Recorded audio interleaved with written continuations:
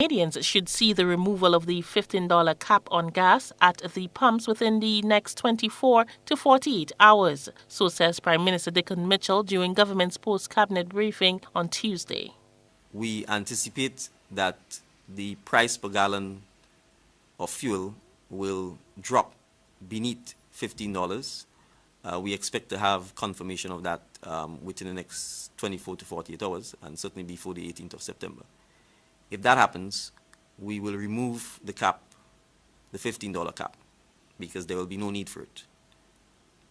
If the price per gallon drops beneath $15, we will remove the cap because there will be no need for the cap.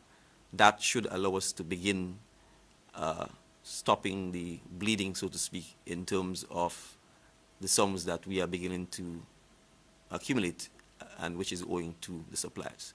The $15 cap on gas was one of the new National Party-led government's packages, as outlined in the $1.3 million budget delivered in November 2021. Prime Minister Dickon Mitchell said the move in gas price will be monitored and changes will be made when necessary. We will monitor the situation on a month-by-month basis. Should the price per gallon begin to trend upwards, and should it get to a point where, again, it becomes difficult for our citizens to pay, we will then look at reinstituting the cap. For now, we are going to gauge, as an indication, somewhere around $17 per cap.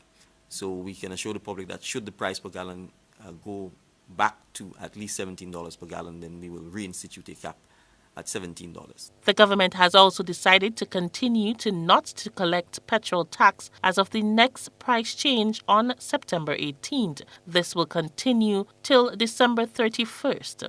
Meanwhile, as of October 1st, 2022, a pre-COVID cap will be implemented on all freight rates for 6 months for the first instance. Rates on goods being imported into Grenada will be capped and calculated at the freight rates which existed in 2019.